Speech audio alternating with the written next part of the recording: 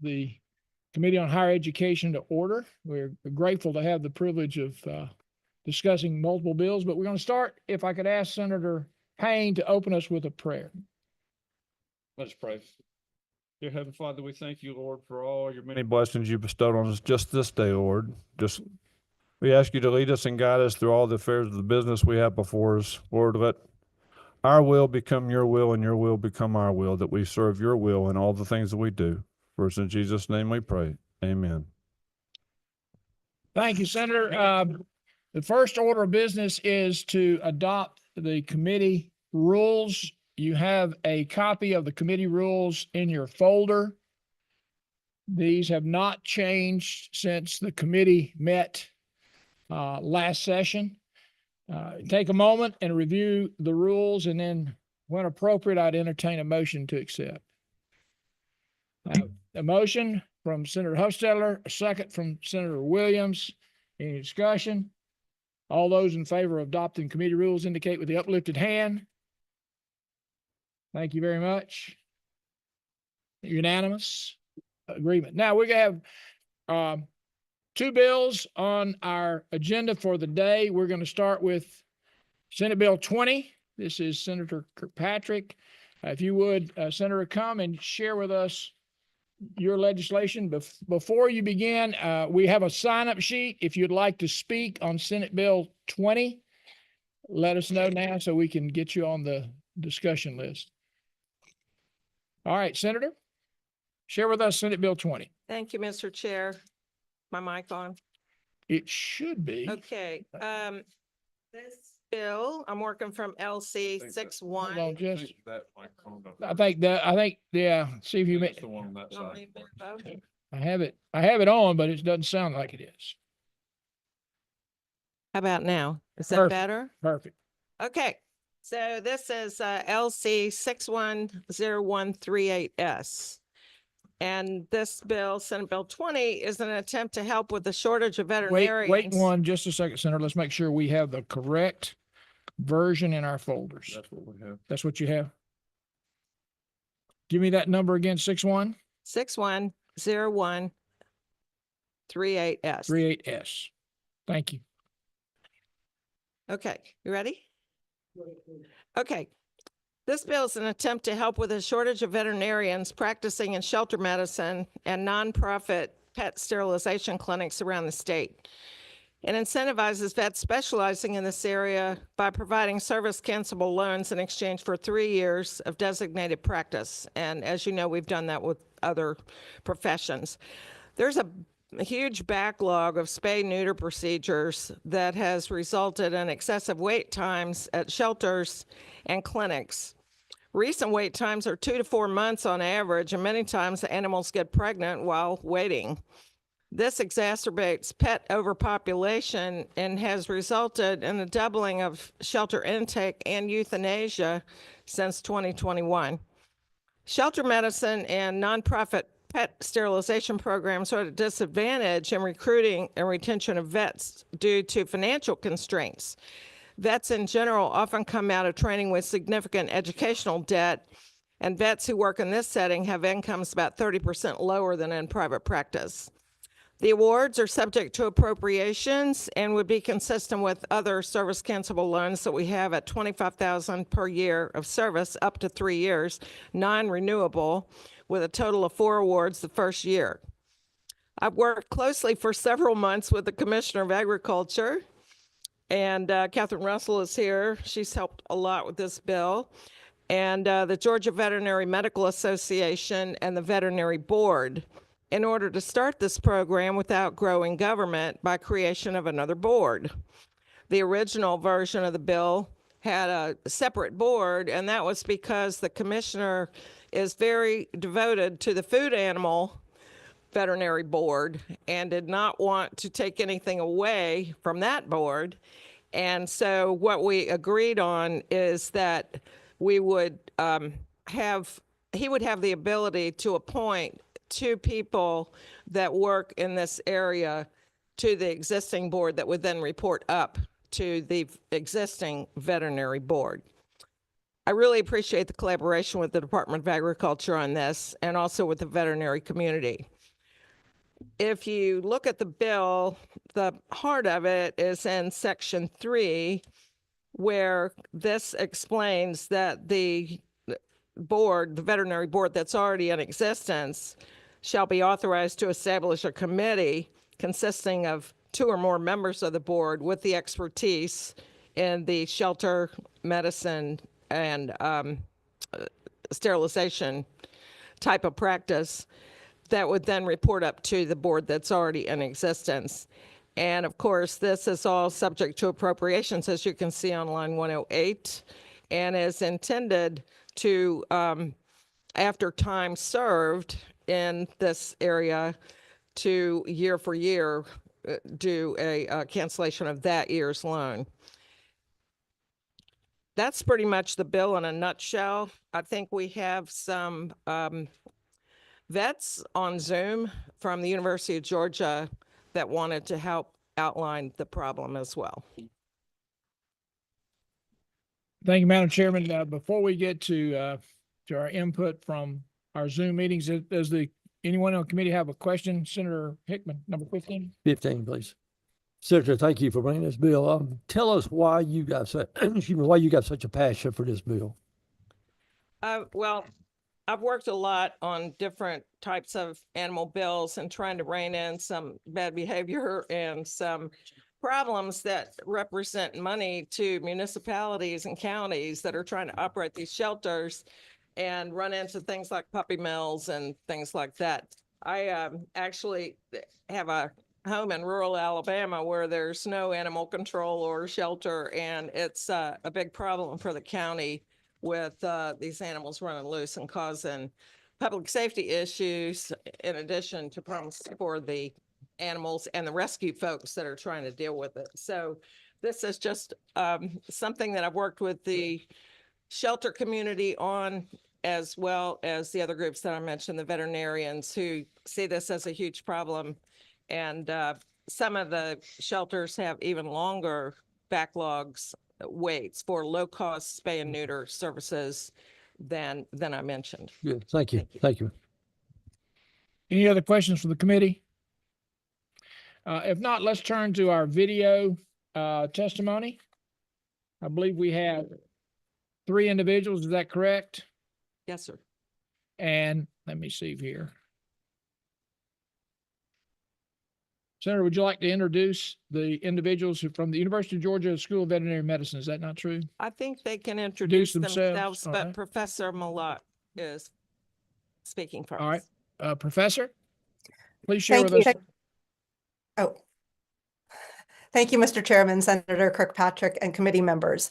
My name is Lisa Milet, and I am the Annie and Zach Stanton Distinguished Professor of Canine Welfare Law at the University of Georgia, and I'm the director of the Practicum in Animal Welfare Skills, where my students and I work with both rural and urban counties throughout the state on improving animal control processes, shelter programs, and local ordinances, with a focus on increasing compliance and decreasing pet overproduction. Today, I'm speaking as a subject matter expert and on my own behalf, not on behalf of UGA. Georgia is experiencing a crisis due to a lack of veterinary professionals in both rural and urban areas, with the nonprofit sector among the hardest hit. As Senator Kirkpatrick stated, there are extended wait lists for low-cost spay-neuter appointments throughout the state. In Athens, there has not been a low-cost female dog spay surgery available to the general public in more than a year. Female animals whose owners have scheduled them for a spay appointment often become pregnant during the delay, exacerbating the problems with overproduction and a lack of surgical capacity. The dire backlog of low-cost spay-neuter surgeries is projected to continue as long as nonprofit clinics remain understaffed. Overall, 28 counties in Georgia have no veterinary professionals, and according to the Veterinary Care Accessibility Project, only 6 states have poorer access to veterinary care than Georgia. This crisis poses a threat to public safety as dog and cat overproduction leads to increasing numbers of stray animals in our streets foraging for food and mates, resulting in negative human encounters such as dog bites and maulings, car accidents, and animal-upon-animal attacks.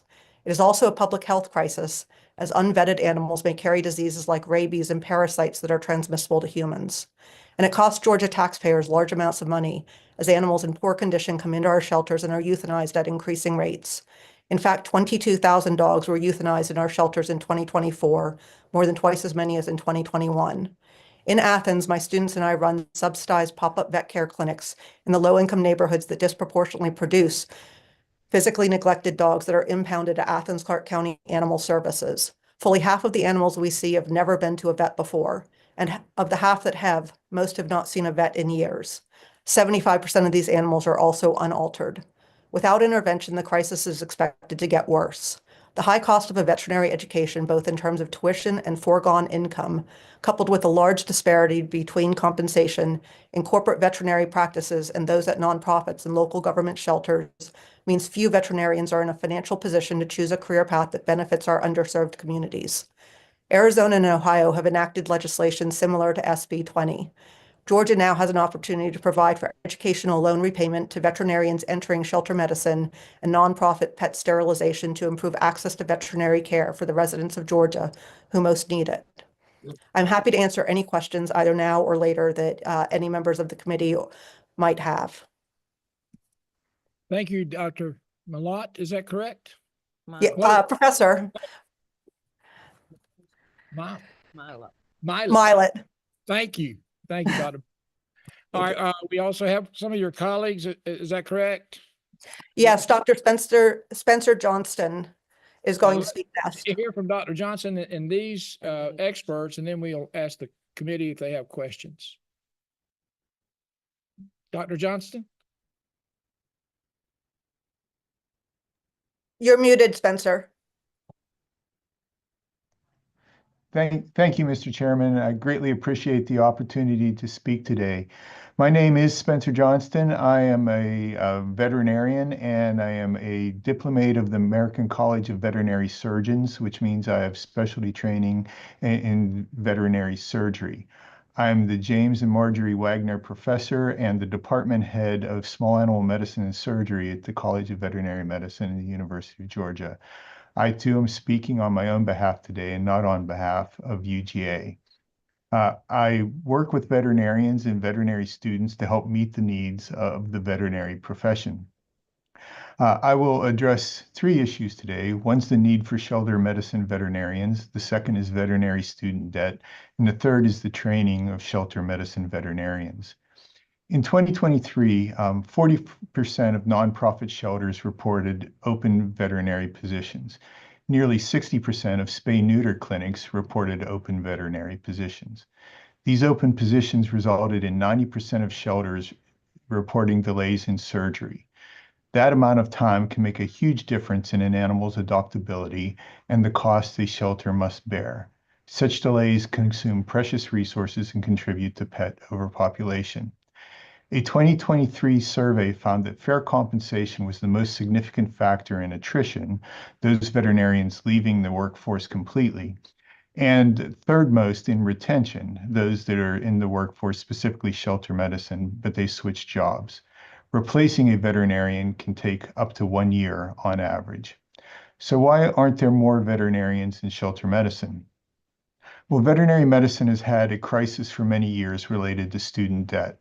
Until the pandemic, the ratio of total debt to annual income for veterinary students was the highest of the professions, approaching 2.4 to 1, and for some students it exceeded 4 to 1. This created considerable problems for many students and was felt to substantially contribute to a high suicide rate in the profession. Fortunately, the total debt to annual income ratio is now down to 1.4 to 1, a much more manageable level. Wellness in the profession has markedly improved. However, that does not mean student debt is not a concern. Some students have total debt to annual income ratios of 2 to 1 or even 2.5 to 1, making loan repayment difficult without some type of alternative strategy, such as loan forgiveness or employer assistance. Approximately 80% of the students graduating from the UGA College of Veterinary Medicine have debt. The average for of that debt is $155,000. Approximately 25% of graduating veterinarians will go into public or corporate practice, with only about 1% of those working for a nonprofit like an animal shelter.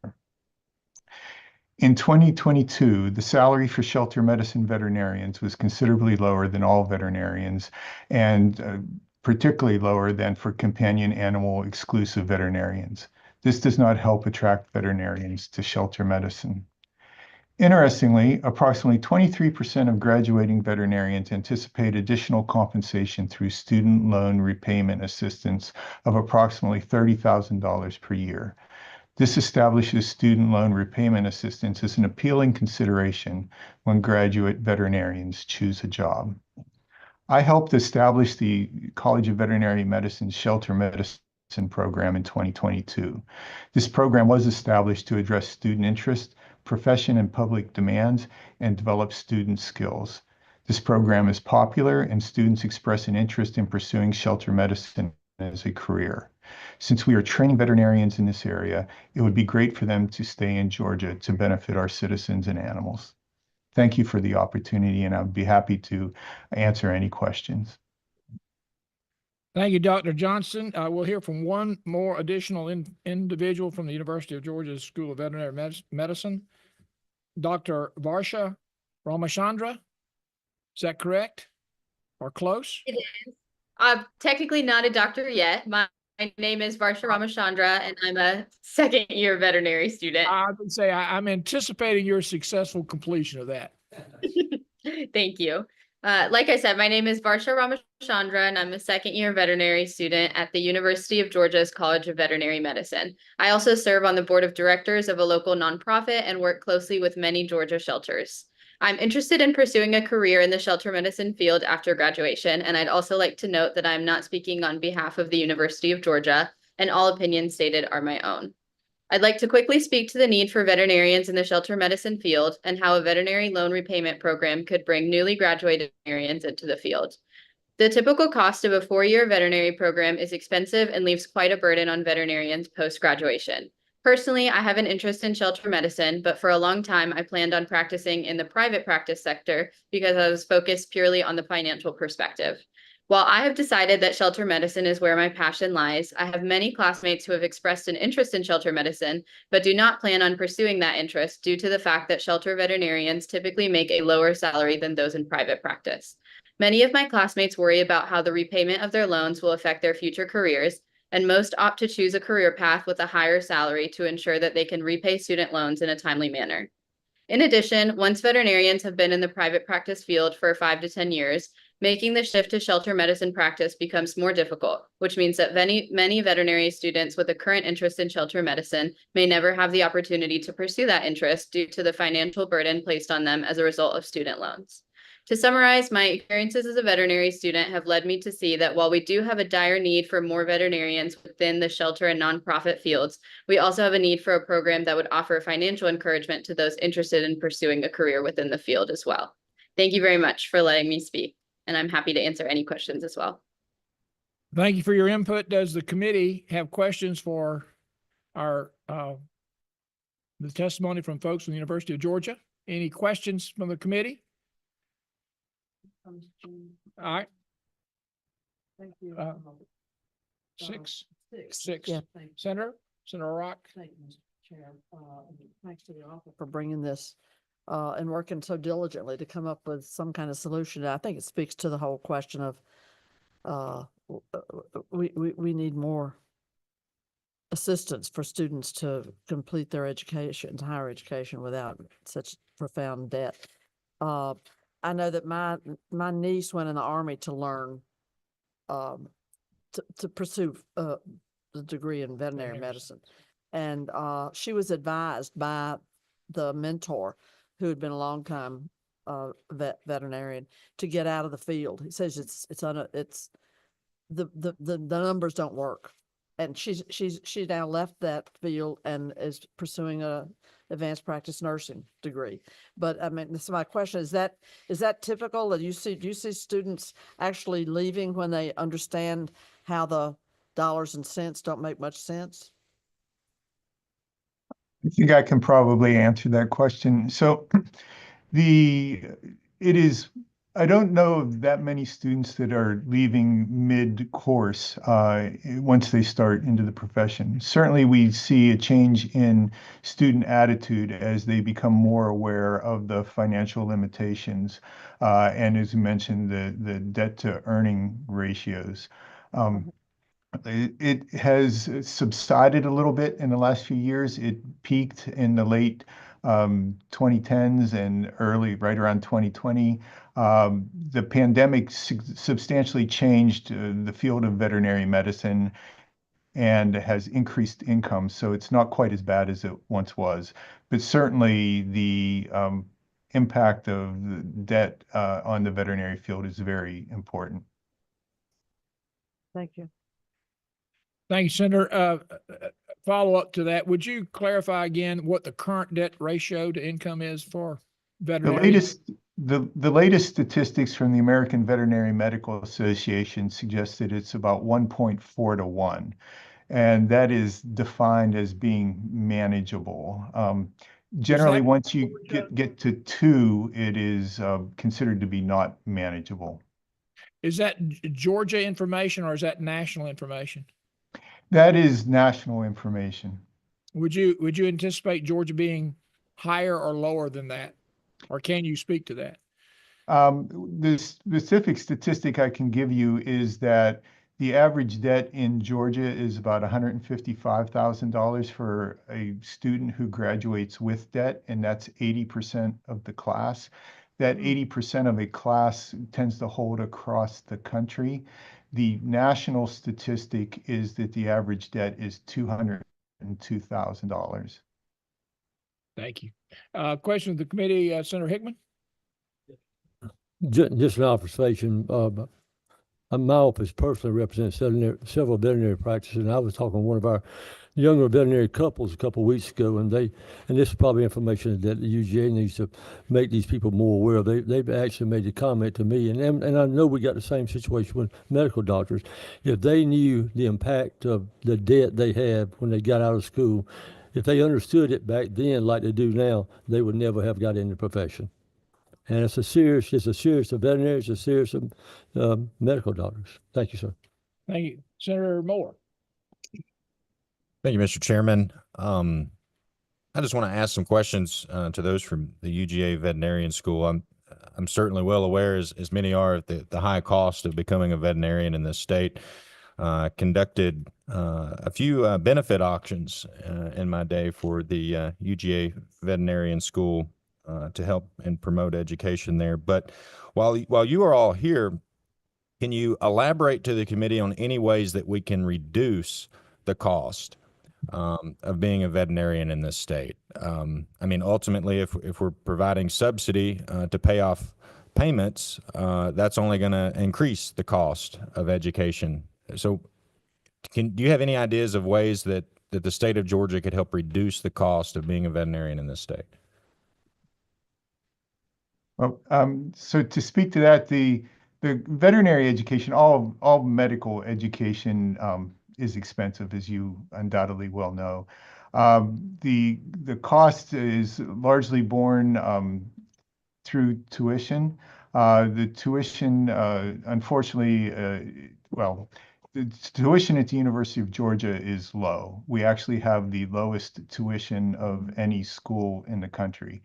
And so that's part of the problem. So pretty much the only way that we could decrease the cost further would be to provide additional state subsidy. There is a lot of effort to get research dollars, but research dollars tend not to decrease the costs for veterinary students. I would like to add that it's unlikely that this bill would really increase the cost of the education, given that we're talking about 4 awards a year.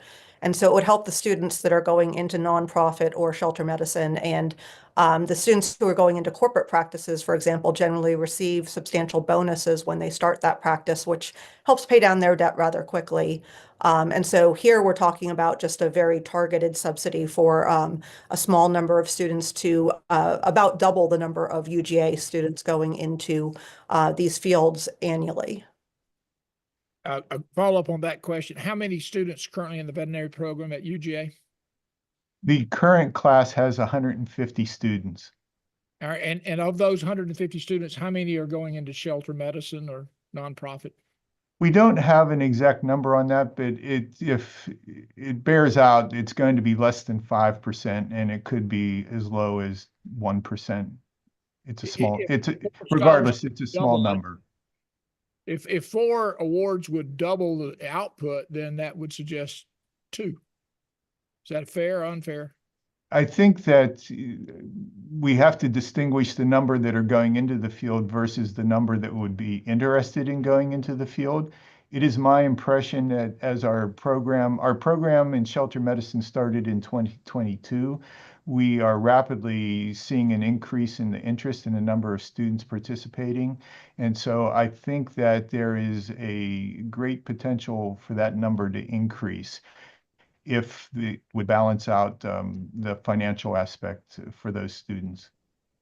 Thank you for your input. We'll take one more question and we'll move forward. Thank you, Mr. Chairman. Can you elaborate how these grants are given? Like, what does an applicant have to say to increase their chances of getting the benefit, or say or do? I mean, what? I think that's a question for Yeah. the author. Is that a Thank fair you statement? for the question. They sign a contract and they have to complete year for year the service before they get the loan cancellation. Okay, so what if there are more than 4 that apply for this? How do we pick and choose winners and losers? Well, the idea would be to start with 4 and then to add 4 the next year and for the next year, subject to appropriations and subject to whether it seems like it's working to get more people in that field or not. But it has been successful in other areas where we've done that, for physicians, for example. Thanks, Senator. We're going to move on to public input. And I think the only one left is Ms. Russell. Catherine? The others. That was very, very fast. Yeah, I want to thank the commissioner and thank the Department of Agriculture for working with the author on this bill. Senator Payne. Thank you. I have a question on tell me about the 2 additions to the board that have been added in this bill. This was instead of creating a separate board. So when we started, Commissioner Harper really wanted the 2 boards to be completely separate, but we worked together to come up with a way that we could get input from people that have expertise in shelter medicine, because the food animal people that are on the board, which is the entire board essentially, that's not their area. And so this way, these 2 experts that the board will identify, the commissioner will identify, will report up to the rest of the board before those awards are made. So they'll screen the applicants and, do the logistical part of the process. Thank you. If I understand it correctly, the additional individuals would be appointed by the governor. Is that right? Is that correct? Yes. I think they'd be appointed by the governor. That would create Yeah, that's how we have it set. that's right, it's currently set up. And then there'd be a subcommittee that would then make recommendations to the full board. Is that correct? Senator Orott? Just a couple of brief questions. Number one, I know there's been talk of Fort Valley State as a potential vet school down the way. That's not the case now. And I don't know where else do we have vet schools other than the UGA, which is a very famous vet UGA's school. it for right now. There is the vet tech program is at Valdosta State. Is that not correct? That's right. What's that? Fort Valley State. Fort Valley State has a veterinary technical program. out of Okay, science. that may be why why that thought has come up to be, opened up further. And well, I guess I lost track of my other question.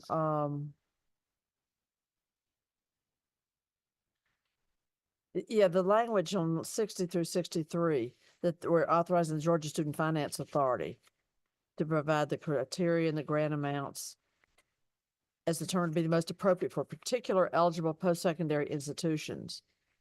What does that language mean on page 3, line 6, that subparagraph B?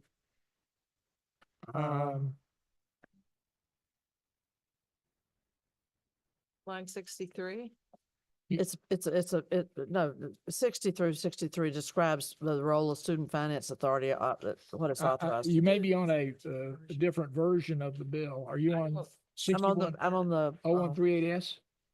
oh, you know what? Wrong bill. Yeah, you have the wrong. Yeah, I'm looking at the, Right. I believe that area of the bill deals with the establishment of the committee. Is that not true? well, I think this bill is 20, so I was absolutely, Yeah, there was a sub. There was a substitute. I'm looking at the sub, yeah. Now I'm looking at the sub. Good. Thank you very much. Thank you. Any further questions for the author? Mr. Chairman, appropriate time on that motion. What's the will of the committee?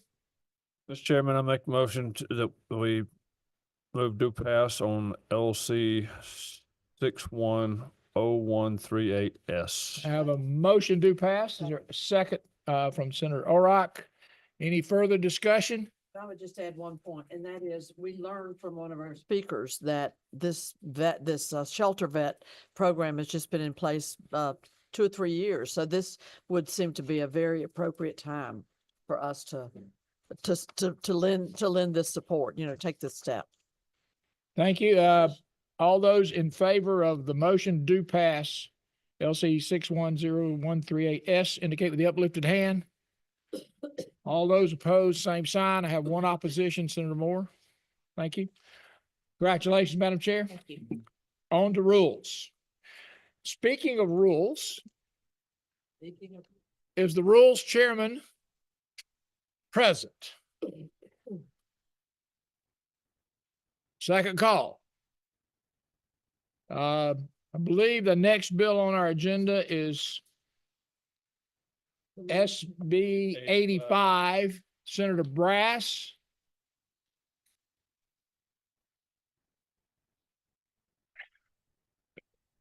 Would anyone like to present SB 85 on behalf of Senator Brass?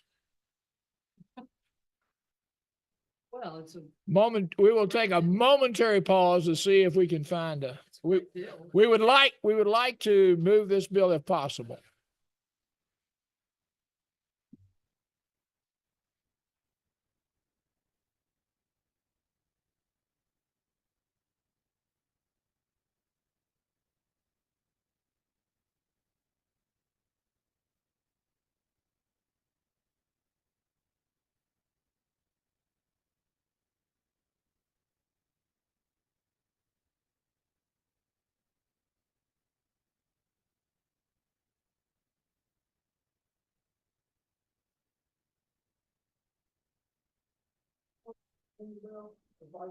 If I can go get my notes.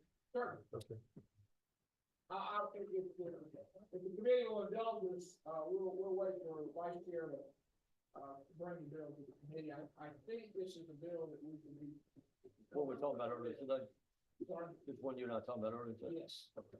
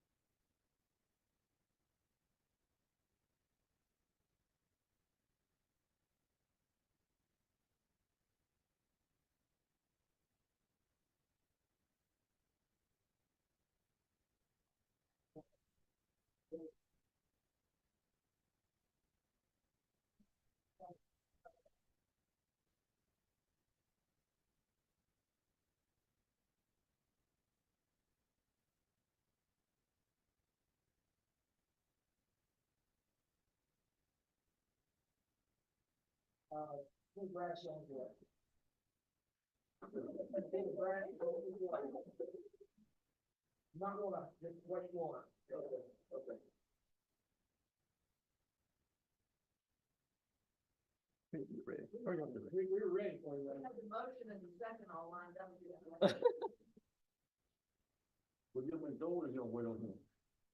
Let's begin. Let's go ahead. And we'll let him substitute. The other microphone. Yeah, the one on the. Senator Payne is always very kind to help me out. So I appreciate that so much, sir. This is, thank you, Mr. Chairman. We appreciate this. This is, something that's kind of, we've been working on for a good long time. We have. And actually, as y'all well know, the committee members will remember, we actually passed this bill last year. Let's hold on one now. What bill are you Oh, working on? I'm sorry, I got ahead of myself. Okay, we're talking about Senate Bill 149. No, I apologize. We're going to defer 149 to next week. That's the TEG bill. Is that correct? That is correct. That's right. Yes. So we're going to defer and take up Senate Bill 85, which is Senator Brass's bill. Okay, so, So I apologize. so I- you want me to leave? Just defer. I'm being much kinder, sir. I appreciate you. Thank you. I appreciate your willingness to pinch hit for Senator Brass. But we're going to let the good senator handle that. Okay, But we're going to look at Senate Bill 149, which we've dealt with last year. that's right. But we'll do that on Tuesday. It's on the agenda for Tuesday. Okay, very good. Thank y'all. Thank you. Apologize.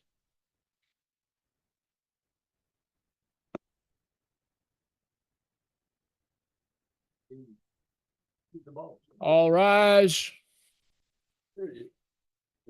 We're ready. We have some walk-up music, but I couldn't quite get it to go. That would be my predecessor, Mr. Chairman. That's true. That's true. He's I'm half the man he is. You spending more time in the gym. Is that correct, Mr. Chairman? All right. All right. All right. All right. Catch my breath. This is Senate Bill 85. Is that correct, Chairman? Yes, sir. And LC, 492128. correct? That's correct. All right. You ready? I am indeed. Am I on? You are on. Okay. Catch my breath here. All right. So simply, let me just kind of walk you through the bills here. So, we're dealing with the foster care scholarship. And so lines 24 through 48 are simply defining what the eligibility is. Lines 49 through 54, we're defining the scholarship and the type of nonprofit eligible to administer the scholarship. Lines 55 through 65, 50s, wait, where am I? Lines 56 through 65. We are describing the scholarship and provide that the Georgia Student Finance Authority will have administrative responsibility for implementing it to the extent the General Assembly funds it. 66 through 73, we're providing that Georgia Student Finance will contract with a nonprofit to administer the scholarship. 75 through 87, provide the process for a student to apply for and the conditions for receiving said scholarship. Lines 88 through 92, we're limiting the amount of the scholarship to costs not covered by federal or state grants. So that means whoever's going to be administering it, it's going to be breaking even. So there's not a whole lot of groups out there that are going to want to do that, but there are some. Lines 93 through 97 and 99 through 122 provide rules that will allow the Georgia Student Finance to ensure the programs is implemented properly and not abused. Met with Student Finance. They did have a few suggested changes, which I'm agreeable to, and I can go through those, but they would have to be in the form of an amendment, as we've discussed offline. Some of those changes, if you'd look at lines 32, would strike out receiving, and then it would say having received. And that's because those foster kids have already gone through that. So, after services on line 36, we would say or. And then on line 41, after that section 49-5-8, we would add the words or. After 45, line 45 at the end, we would add or. And on line 66, the Georgia Student Finance Authority, instead of shall, change that to a may, contract with a grant coordination organization authorized to do business in this state. And I believe that was all the changes. Yes, that was it. Thank you, Mr. Chairman. Questions from the committee? 13. 13. Mr. Chairman, thank you for bringing this and helping these foster kids. I've got the amendment here to do. The one question I have is on line 66. If we're funding this, why shouldn't we leave it shall instead of may? I think that when you're what I've been told, when you're dealing with grants, they're very complicated, and you have to have somebody that really knows what they're doing, dotting I's and crossing the T's and so on. So why wouldn't we want a specialist in coordinating these grants doing this? Well, they want to change it on proposed 66 from amendment would shall to be may. Changing that shall to a may. And I'd like to leave it at shall. I just want you to make the case to me why we should change it to may. I'll let Student Finance speak to that. That was one of their suggestions. For me, I do want an organization where 100% of the funds appropriated Yeah. are going to go directly to the grants for those students. And that's really one of the purposes of this bill. So yeah, I'll kind of let them explain. Well, that. I will tell you, I'm don't going to wanna make put I'm words going to in make their the mouth. motion for the amendment, Mr. Chairman. Yeah, But I want the one problem I have is line 66, and I want to know why we should change that from shall to may. Otherwise, I'm good with the rest of the. I mean, I would imagine it's, we're tying their hands, but I don't want to put words in their mouth. Yeah, I'll let them we'll speak. defer and get input from Georgia Student Finance. Yeah. Thank you, Chairman Beach. And they've been great to work with. I mean, they're, I've had no issues working with them. Just Senator for the O'Rourke. record. It was around that paragraph, if that's a standard approach to use, or are we having to come up with something that we've never done before? And again, when the agency speaks to us, they can touch on that. Thank you. Mr. Chairman, I note that, and I appreciate the fact that in lines 88 through 92, you specifically said that these funds would be used to cover costs that were not already covered through grants or other financial support. Is that correct? That is correct. So this is not additional beyond the actual cost of the education. Other questions? If not, what I'd like to do is ask Georgia Student Finance to come and share some input on this legislation, and then we have two individuals who signed up to speak to it. So, Ms. Riley?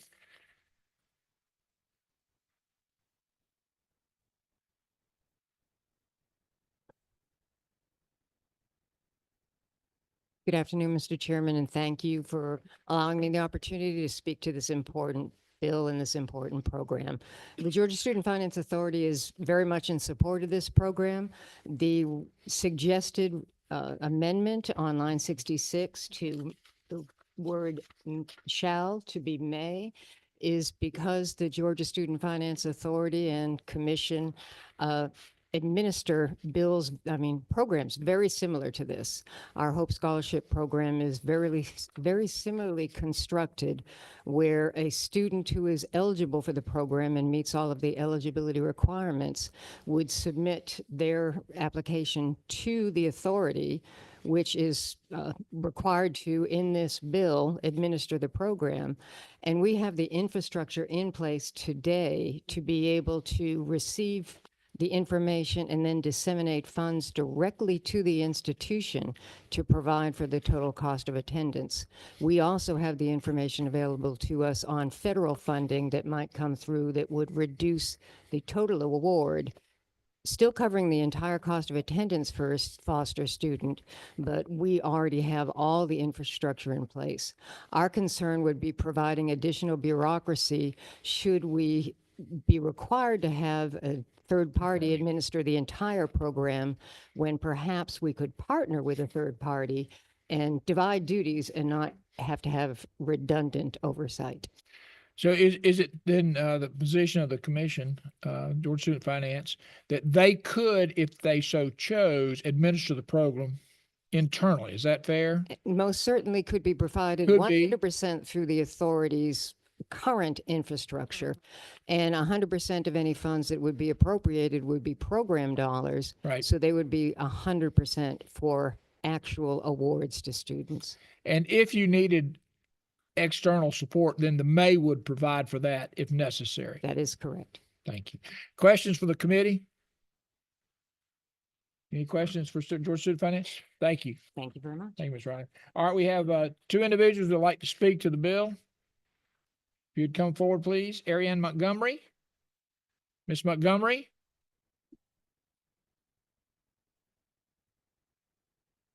Welcome. If you'll limit your comments to about 3 minutes, so we can get closer to schedule. Absolutely. Thank you, Chairman Burns and committee.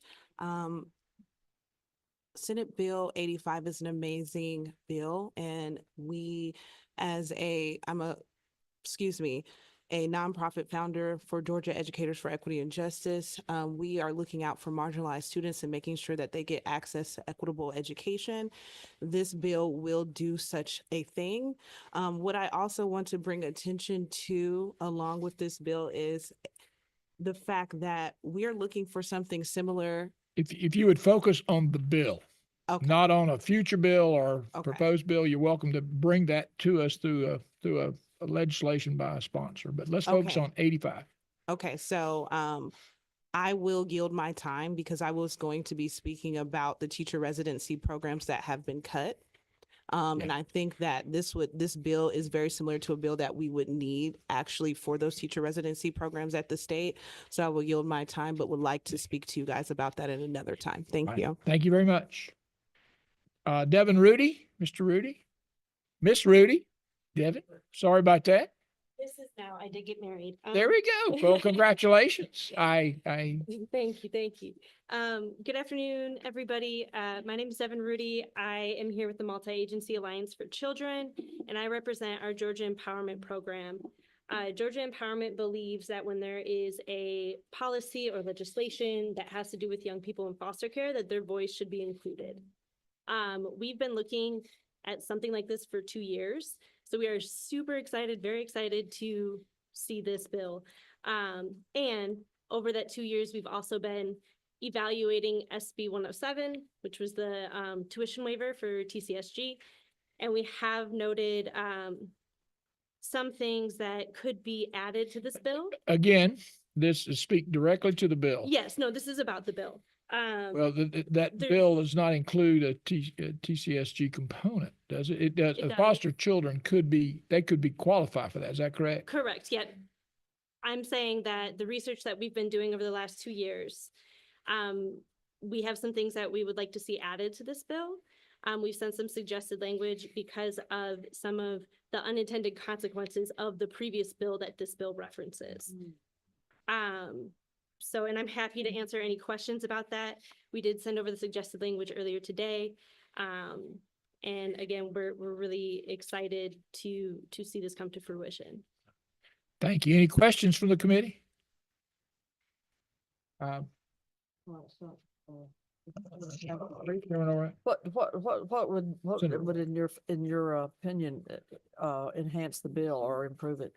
Line 32 to 33, that portion with having to graduate high school and then start attending college within 3 years. A lot of our young people aren't figuring out that because they have so many other things to do transitioning from care until they're maybe 21, 22. And so that provides a really prohibitive restriction for them. Our young people also suggested an appeals process if they were denied the scholarship, because that's happened to them before. They also suggested a probationary period for the satisfactory academic performance, because life happens and sometimes you can't meet that 2.0 GPA. And if they lose this, that means that they also are losing the federal funds that are referenced in here as well. So then they likely would just drop out. There's also one of our providers suggested removing assisting person in line 113. That could deter some human service professionals from helping out their young people, because their young person might tell them something that they're unaware of what they're saying when they're filling out the application. And so then the assisting professional may, Misdemeanor. not want to in the case that something is incorrect. And then we have suggested also in line 91, adding other educational expenses like ebooks and software, but that also may be able to be covered by another bill. So we are flexible with that one. Have you had an opportunity to meet with the author on these changes, on these suggestions? Probably we're not in a position to consider what you suggest. I would suggest that you spend time with the author, and if not this bill modification at this point, perhaps consideration at a future opportunity. But I appreciate your input, but the timing is such that the changes you suggest are not appropriate for us to act on today. Absolutely. But again, I'd recommend that you spend time with the author. I think it's a step. This is a bill. It's a great step in the right direction. Exactly. And I would suggest it's not perfect, but then rarely is any bill perfect. I've never seen it, but we can certainly improve it. But we appreciate your input. Any questions for the witness? Thank you very much. Thank you. Senator Brass, do you have anything to add? Just for the record, I think it's a perfect bill. Whoa. What bills you need and rules? He's No, obviously. So they caught me in running in between Capitol and here for an earlier committee, and then did send some of their changes or their proposed amendments. I was literally just reading them for the first time as we were sitting there. Not their fault. They got them to me 4 hours ago. I just hadn't had a chance to look at them. So I'm not in a position to say yes or no. Would you- Or not. Would you like for this bill to move forward today, or would you rather wait until next week to consider action?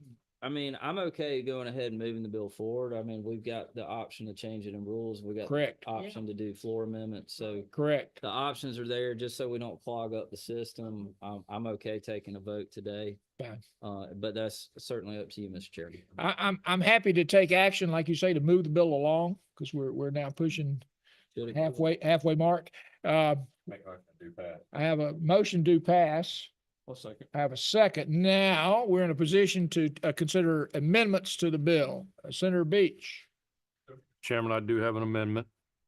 And if you'd follow along with me okay? on lines 32, strike receiving and replace with having received.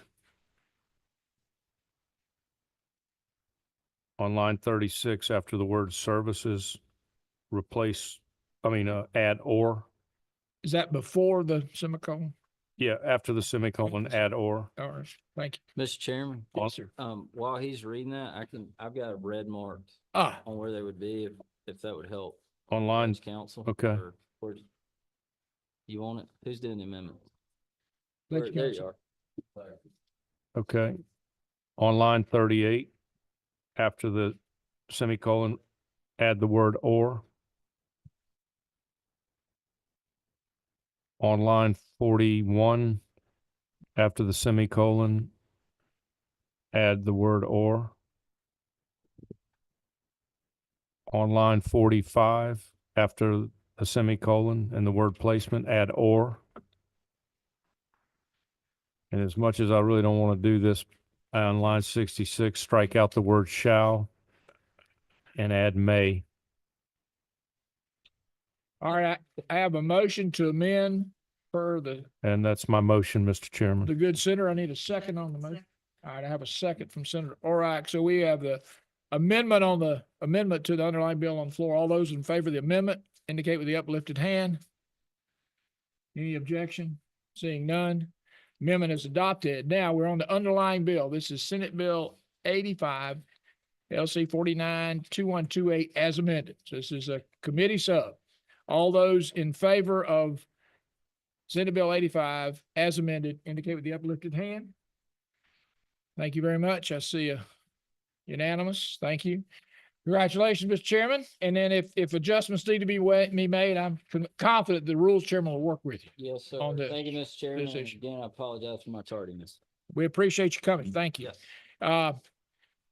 Thank you to the committee for their first meeting. We'll have a meeting next Tuesday. I want to acknowledge Tarika Jackson and Manisha Kola and our staff. They do a tremendous job. We appreciate OLPA and Ledge Council. Thank you for your assistance. Meeting is adjourned.